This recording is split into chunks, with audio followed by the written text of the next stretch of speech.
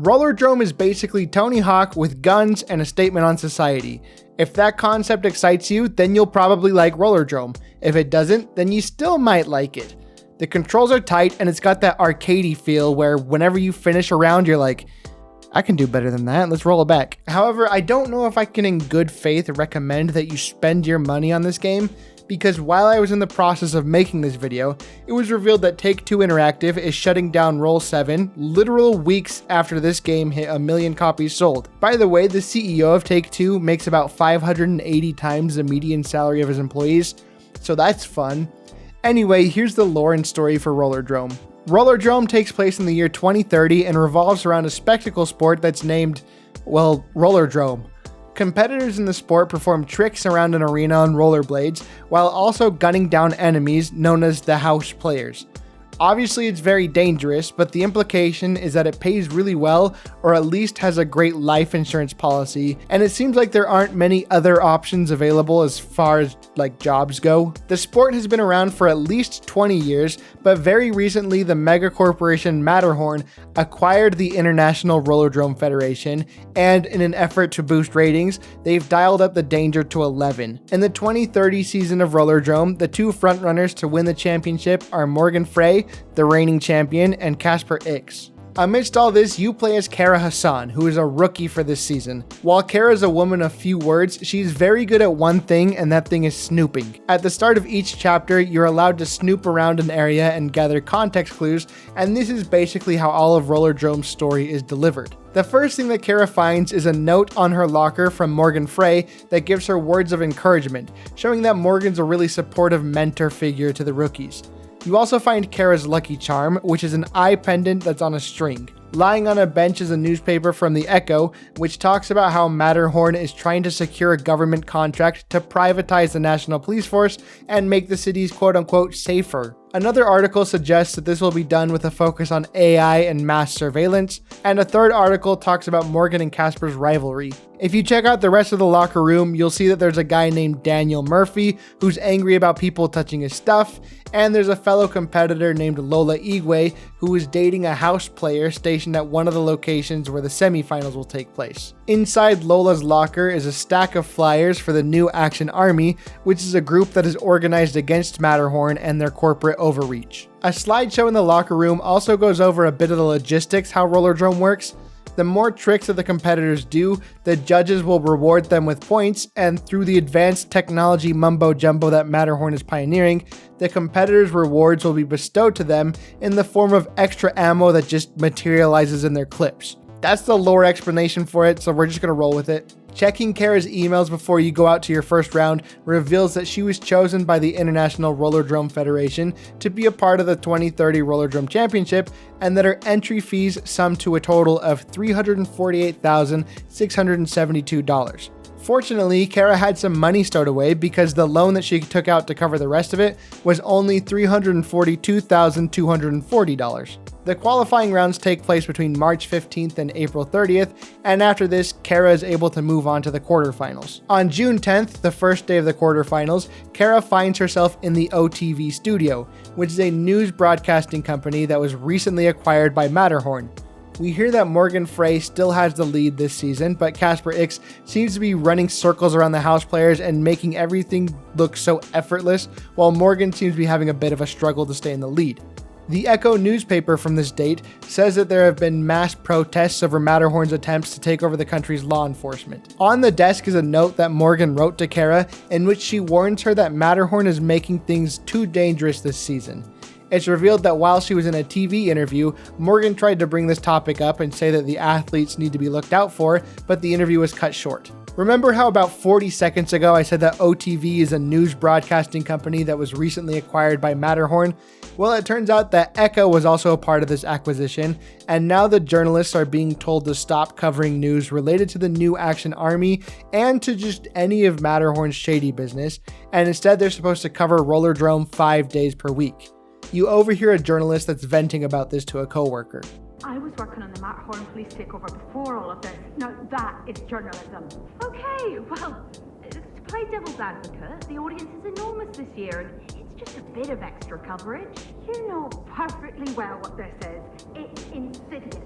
We also find out that Lola Igwe, your fellow participant and the member of the New Action Army, was outed to the IRF by David Murphy and therefore kicked out. There's a sticky note on her file saying that they wish she would have just stuck to playing the game and not gotten her politics involved. A whiteboard in the office shows the angle that the journalists are supposed to take on Rollerdrome coverage. They're not supposed to address any Matterhorn-related controversy, and they're painting Morgan Frey as a gruff, unlikable woman and Casper Ix as the hero for this season.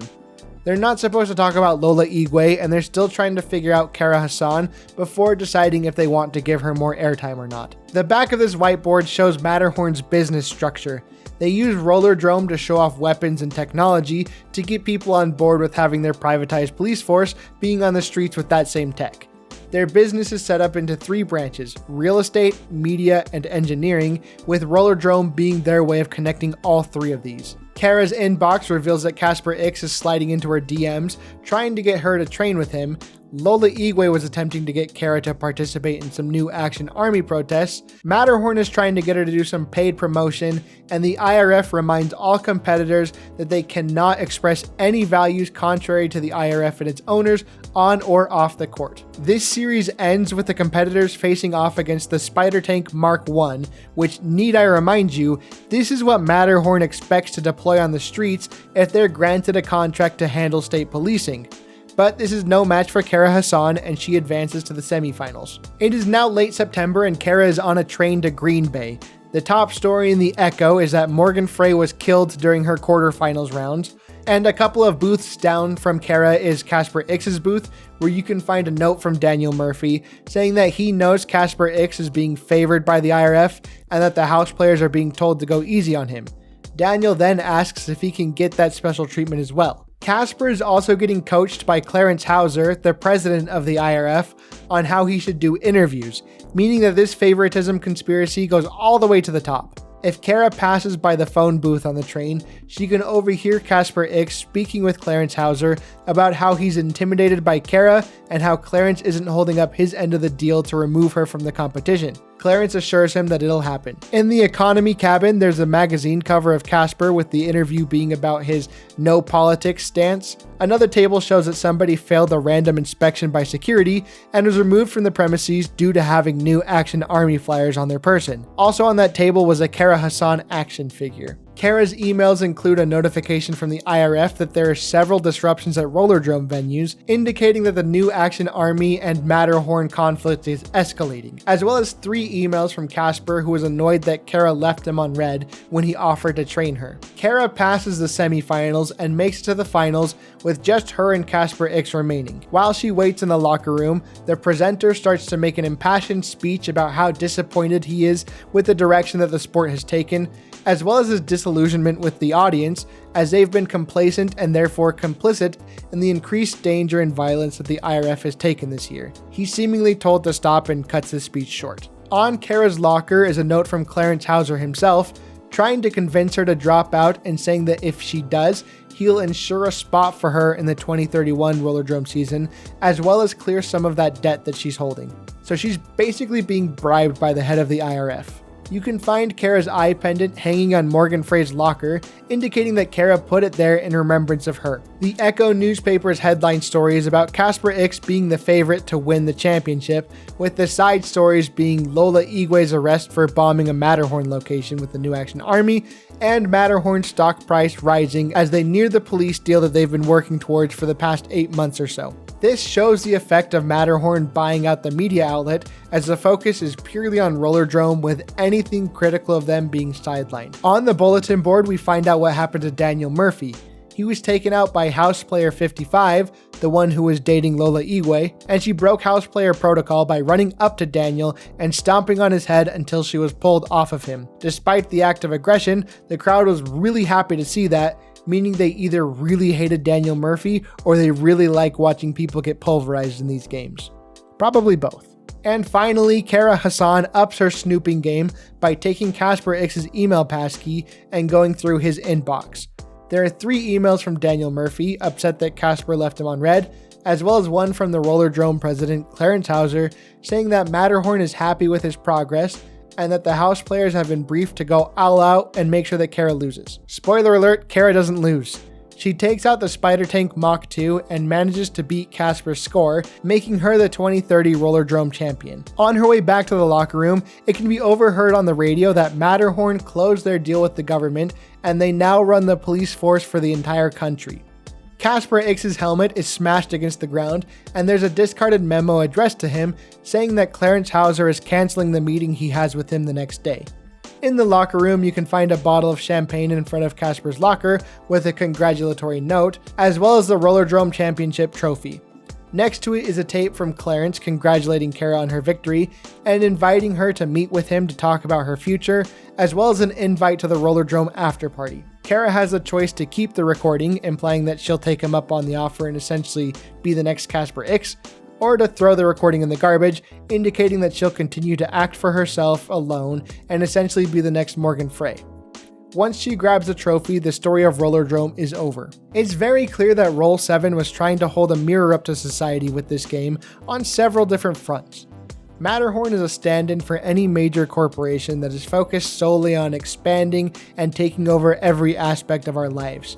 They make weapons, they own real estate, they run the most popular sports league in the world through Rollerdrome, and they own media outlets, and now they're the United Kingdom's law enforcement. And as shown in the events of Rollerdrome, they're corrupt enough to fix the game against Kara Hassan, so who's to say they're not corrupt enough to be biased in their law enforcement? We see this with our corporations today that continue to just expand.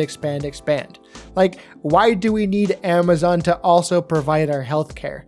To what purpose does it benefit me if the company that sells me stuff knows my blood type? Obviously, our corporations aren't as extreme as Matterhorn is in Rollerdrome, but we've got 6 years until we're in the same year as them, so we still got time to get there. The second major theme of Rollerdrome is our need for spectacle and our disregard for the people who provide that spectacle to us. The part where Lola Igwe's file contains a note saying that she should have just stuck with Rollerdrome and she'd have had a better life without putting politics in it is literally pulled from what media hacks will say the second an athlete gives an opinion that they don't like. So keep the political commentary to yourself, or as someone once said, shut up and dribble. And the memo that the IRF sends out to all Rollerdrome competitors, essentially saying that they've signed their lives and opinions away and can't say anything against Matterhorn on or off the court, that's basically the way that a lot of people want athletes and actors to act. And then, of course, we see the disregard for the competitors' physical well-being, which has been a hot debate for several years now, especially with sports like American football and pro wrestling. Kind of tied into that theme, but slightly different, is the theme of entertainment distracting ourselves from what really matters. Matterhorn's goal from the get-go was to become a paramilitary organization. Their recent acquisition of the International Rollerdrome Federation, the acquisition of the Echo, and the constant media coverage of Rollerdrome all serves to distract the public from that bottom line. And it worked. Everybody was in love with the spectacle sport, even kids loved it as evidenced by the action figures, and that allowed Matterhorn to work from the shadows and basically just become the new surveillance state. And we fall victim to those same tactics all the time. I feel like every time that there's a major sporting event or an entertainment event, the third or fourth story that day is like, oh, by the way, this major global conflict in another country escalated. Overall, the outlook is pretty bleak at the end of Rollerdrome. Matterhorn only continues to grow stronger, they still have all the power and control, and the only opposition is mostly ignored by the general populace in favor of the giant spectacle sport. Beating Rollerdrome unlocks a new game mode that's called Out for Blood, which lets you play out the 2031 season, which is basically the same as the main game but with much harder enemies.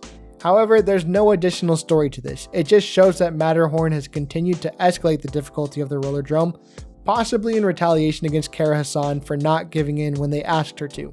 And while we're talking about her, I kinda liked, kinda disliked the way that Kara Hassan's character is treated in Rollerdrome. Roll7 deliberately made her a mostly blank slate, and they let you sort of headcanon her the way that you choose.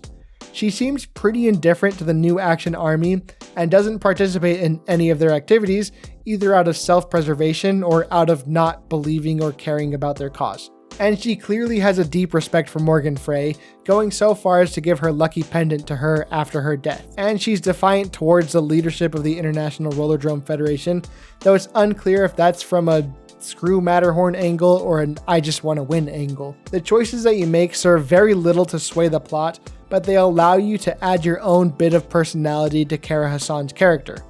For instance, I played her as someone sympathetic towards the NAA's cause, but you could probably play her as someone who's as oblivious as a rock, completely unaware of any of Matterhorn's corruption if you just blaze through the trials without listening to or reading anything, and the story could still make 100% sense. Rollerdrome is an absolute gem of a game, and it's such a shame that 1 million copies sold wasn't enough for the corporate overlords at Take-Two Interactive, who took time out of their busy schedules filing frivolous lawsuits so they could shut down the studio and put the 44 people who made this game out of work. I wish the best for all of those who are affected. But anyway, thank you so much for taking the time out of your day to watch this video. I hope it was good background noise while you did your homework, and I'll catch you guys on the next video. Take care.